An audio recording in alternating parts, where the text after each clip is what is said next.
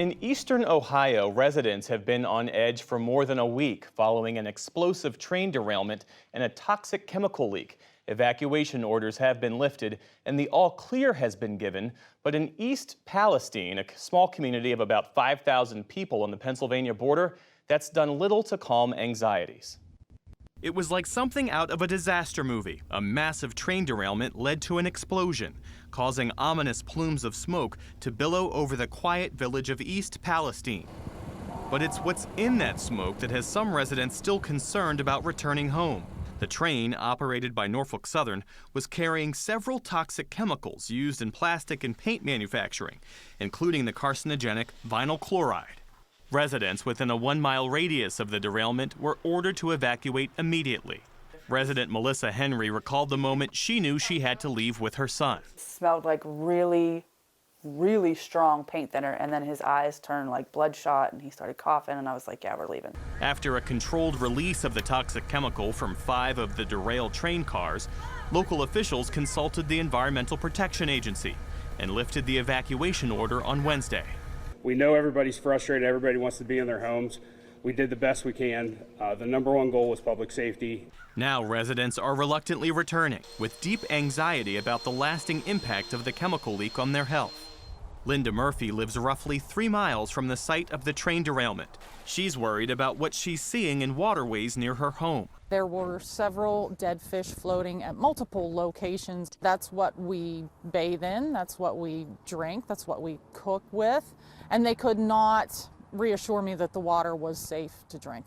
Officials say the derailment was likely caused by a mechanical issue with the rail car axle. Even though there have been no deaths reported, there's deep concern about the long-term effects.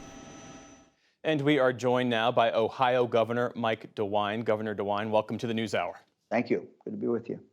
Your office deemed it safe for residents to return to East Palestine of Wednesday of last week. Days later, we learned that the EPA informed the railroad of several other chemicals that were not publicly discussed.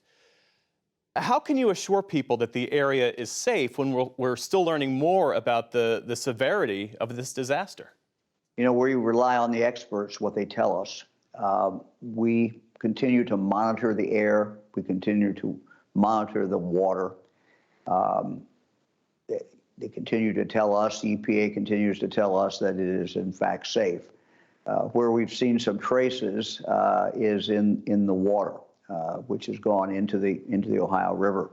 Again, the experts tell us that it is such a small quantity that we really should not worry about it, but we're going to continue to monitor it. In addition to that, you know, we have gone around to the different, not only the public water sources and tested all of them, and we'll continue to test them, but we've gone around to people in that area who have private wells and offered to test those private wells as well.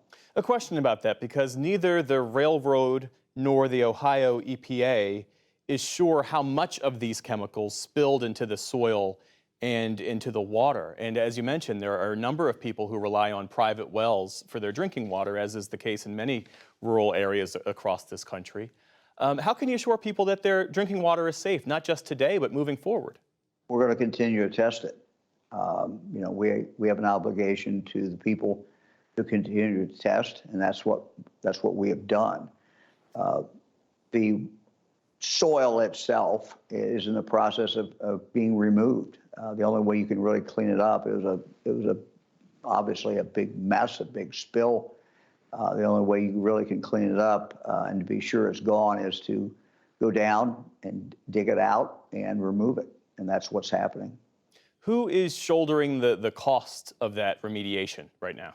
It's the railroad. Look, the railroad caused this problem, and they're the ones who are shouldering the burden of cleaning it up. Are you confident that Norfolk Southern can be trusted to handle this work and cover the costs moving forward? Look, we're not taking anyone's word for anything. We're monitoring what they're doing every single day. We have people on the ground. We're following what they're doing, and we're going to hold them accountable. That's our job. What's your message to folks in East Palestine and the affected areas who really aren't sure what to believe? and don't trust the railroad. They don't trust that they don't trust the help that's coming from the railroad, and they don't really trust the word of elected officials. Well, we're not asking them to trust the railroad. We're not asking them to trust really elected officials. What we're asking them to do is to follow the science. And when the experts, the best experts that we can find, are monitoring this, they're going to continue to monitor it. They're going to continue to test the water and monitor the air, and that will continue. So we're asking them to, I guess, accept what the experts are saying, the best people that we can find about what is safe. I understand people's concern. If I lived there, I would have concern as well. But again, we've been very transparent. I've been over there several times myself. We've held a number of press conferences. We're going to continue to, publish what the test is finding, what the test results are. And I think by being transparent, by being as open as we can, that's how you engender trust from the public. But we don't take anything for granted. We're going to hold the railroad accountable. Do you have any sort of larger concerns about rail safety, given Norfolk Southern's track record? Well, sure. I mean, we want to see what the results from the federal government finishes their investigation. They're the ones who come in and do the analysis of why this occurred. And so, again, yes, we certainly do. You can't go through a situation like we just went through and are dealing with right now and not be concerned when railroads are carrying very toxic material, and they have a catastrophic wreck such as this. Yeah, sure, it's very concerning. Ohio Governor Mike DeWine, thanks for your time. We appreciate it. Thank you.